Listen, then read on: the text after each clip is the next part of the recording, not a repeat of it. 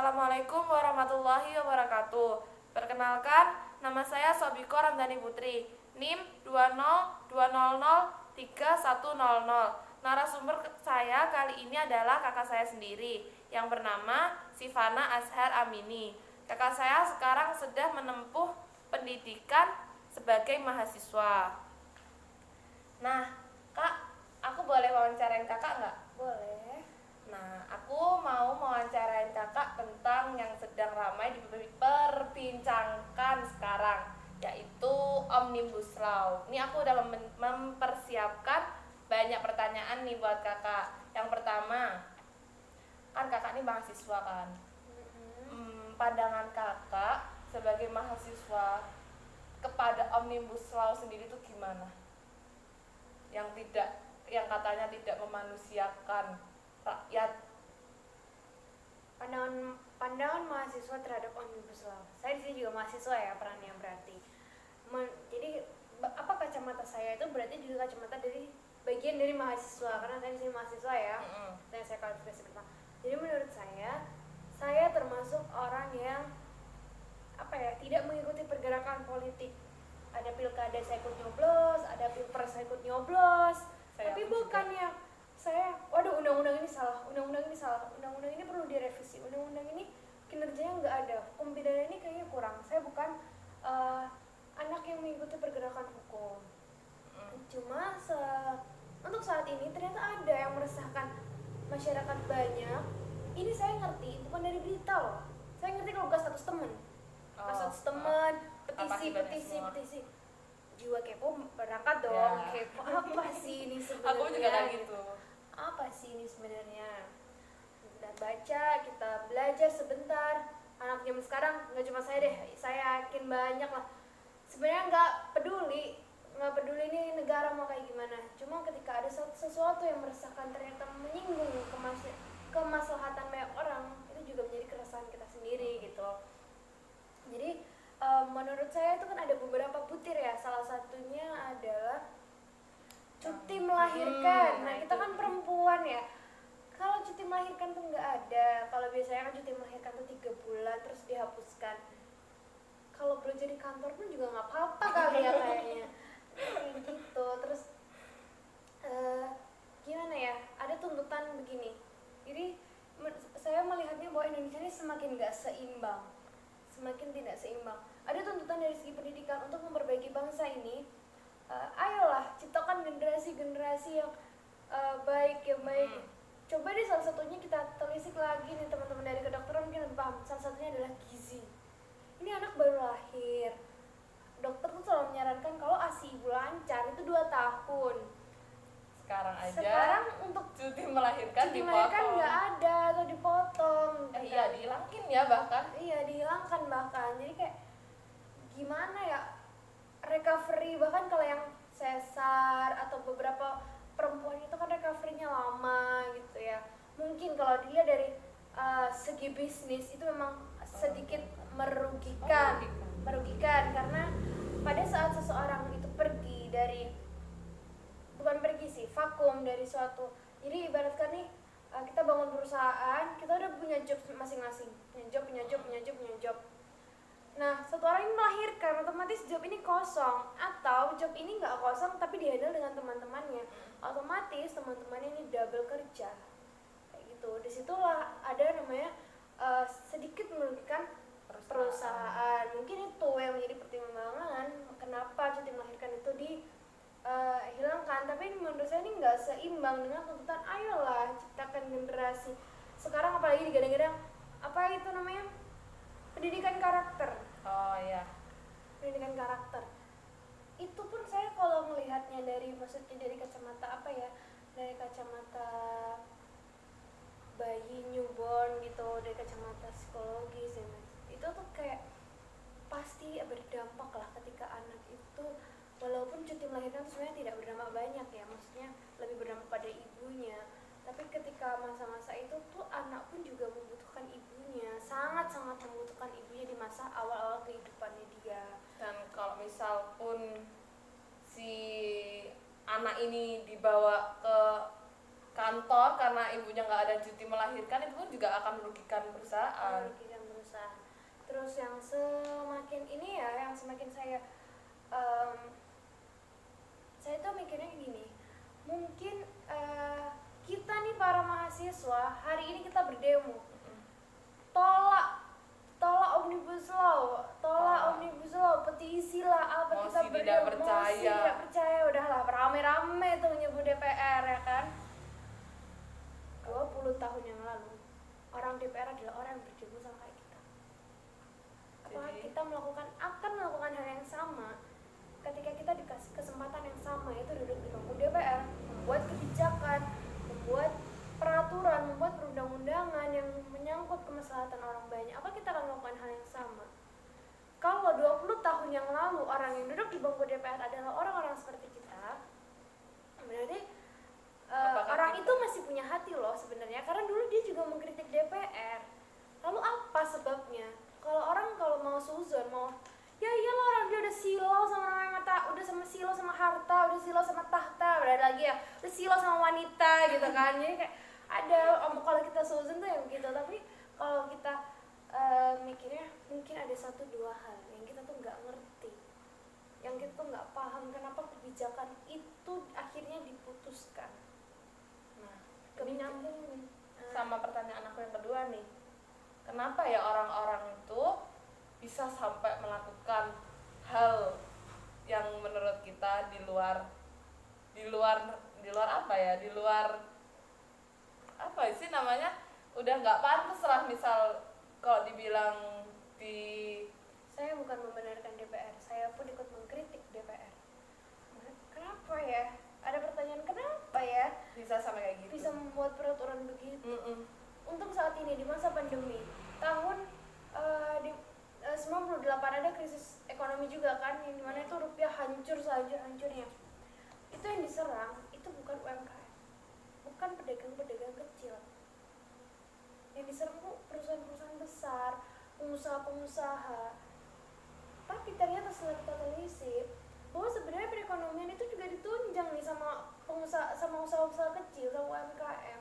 Dan saat pandemi begini, di saat pandemi kayak gini tuh yang diserang tuh UMKM yang pertama. Stay at home, yang tadinya kita jajan cilok tiap hari jadi nggak berani jajan. Yang tadinya kita jajan si boba tiap hari jadi nggak berani beli gitu kan. Jadi itu Lebih yang menjaga diserang, kesehatan itu gitu yang lebih kan. dari segi ekonomi itu yang lebih diserang. Kadang kita mikir ya, kenapa ya kok di saat pandemi kayak gini malah membuat kebijakan yang merugikan rakyat-rakyat kecil gitu. Tapi kalau saya ikut mengkritik ya, saya menggarisbawahi, saya ikut mengkritik, saya ikut bertanya-tanya sama dengan teman-teman mahasiswa yang lain. Tapi di sini saya ingin meluruskan gini, saya percaya bahwa di bangku DPR tidak semua orang silau, tidak semua orang dengan serta merta membuat peraturan atau sekedar pengalihan isu dari corona ini, atau pengalihan isu dari koruptor yang lain, pengalihan isu lah intinya kayak gitu. Saya percaya masih ada orang-orang yang berpikir dengan manusiawi, dengan rasional gitu. Tapi kita balikin lagi kayak gini, kita tuh nggak tahu rasanya jadi pemimpin yang harus ngurusin orang banyak. Iya, betul. Kita nggak tahu ancaman apa yang ada buat diri kita. Oke, orang bisa bilang, ya lalu diancam cuma diri lo yang bahaya, tapi lo merugikan rakyat banyak. Tapi kita juga nggak tahu apakah Posisi dia itu benar-benar zolim atau dia sebenarnya begitu tuh untuk melindungi kita. Kita tidak benar-benar tahu. Jadi kalau saya belajar dari segi leadership, memang tuh untuk menjadi ketua itu banyak salahnya, untuk menjadi seorang pemimpin itu banyak salahnya. Jadi kalau sekarang ya, untuk saat ini kalau kita tanya, kenapa sih pemerintah itu kayak gitu? ya, kenapa? Itu udah pertanyaan lama. Tapi ketika kita dikasih ini, silakan jadi presiden, kamu sanggup? Untuk saat ini mungkin nggak sanggup karena saya belum mempelajari tentang leadership lebih dalam kan, ya kan, benar. Kalau jadi presiden tuh nggak cuma leadership, banyak. Kamu sekarang ini presiden itu bukan sarjana segala-galanya, bukan sarjana teknik, bukan sarjana perminyakan, bukan sarjana ketenagakerjaan, nggak ada sih. Bukan sarjana pertanian, bukan sarjana perhutanan, bukan sarjana hukum, tapi kamu harus berdiri di situ, kamu harus ngurusin semuanya, kamu harus tiba-tiba jadi sarjana semuanya, jadi pengetahuan pun harus sarjana semuanya. harus semuanya harus bisa. Jadi presiden itu, kalau saya mikirnya gini, kritiklah pemerintah dengan cara yang sopan, dengan cara yang elegan, dengan cara yang suara kamu tidak perlu teriak tapi didengar. Kalau kita nih ya, kita aja diprotes tuh kayak gini, kamu diprotes nih, kamu masak terus diprotes menggebu-gebu sama diprotes, ini masakannya kurang garam. Kira-kira mana sih yang kamu dengerin? Iya.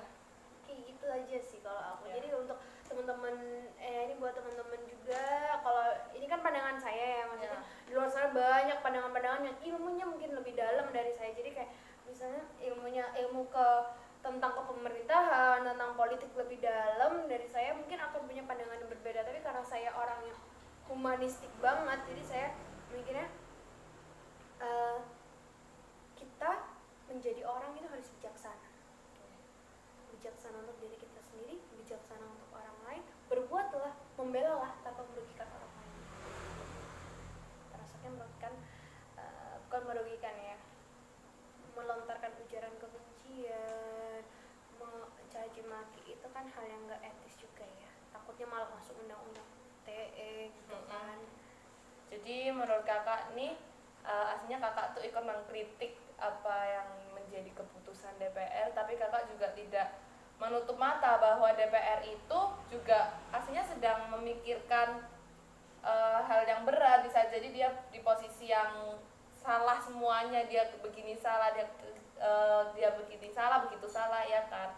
Nah, ini kesan dan pesan untuk DPR atau untuk Omnibus Law ini sendiri dari kakak itu apa ke depan? Kesannya ya, saya bangga ketika ini terjadi, saya posisi masih menjadi mahasiswa, karena beda rasanya ketika pada saat ini berita turun saya masih SMA. Iya. Untuk turun ke jalan sangat dibatasi. Terus saya Dilarang sudah menjadi bahkan. pegawai, ngapain saya demo? Saya punya tanggung jawab di kantor, saya dibayar di kantor. Demo saya bisa jadi malah modal. Tapi perlu ya teman-teman garis bawahi bahwa hanya mahasiswa yang bisa meruntuhkan rezim 98. Hanya mahasiswa yang diidam-idamkan aksinya turun ke jalan untuk memprotes, untuk mensuarakan suara rakyat. Jadi aksi mahasiswa itu ternyata dirindukan oleh sebagian rakyat untuk menyalurkan aspirasinya mereka. Jadi kesannya aku bangga. Tapi di sini aku menggarisbawahi ya, jangan sampai rasa bangga itu justru menjadi bumerang kita, karena ada oknum-oknum tertentu dari pihak mahasiswa juga yang kayak justru dia malah menjatuhkan, malah bertingkah yang di luar Aslinya tidak ada solusinya dia melakukan seperti iya itu. hanya berteriak. Jadi mahasiswa ditunggu aksinya ya. Aksi itu bukan hanya mengkritik, kritik yang baik disertai solusi. Pesannya Buat teman-teman yang turun ke jalan, ingat sebelum ini berkepanjangan, masih banyak cara untuk menyampaikan aspirasi dengan sangat elegan. 10.000 orang yang demo yang diizinkan masuk ke DPR hanya 1, 2, 3 orang.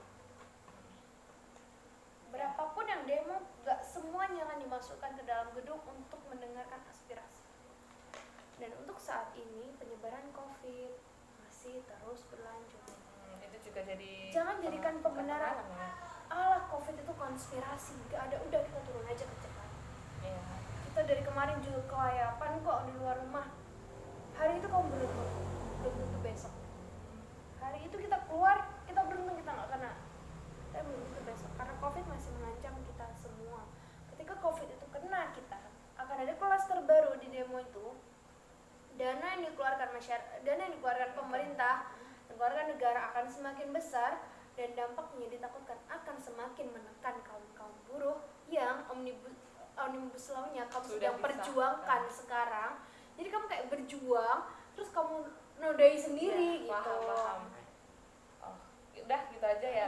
Iya. Ya mungkin sampai sini aja Kak wawancara kita udah cukup banyak juga kan ya. Terima kasih atas waktu belajarnya yang sudah saya potong. Makasih banyak ya Kakak Siva. Ya, sudah selesai teman-teman wawancara saya. Terima kasih atas perhatiannya. Wassalamualaikum warahmatullahi wabarakatuh.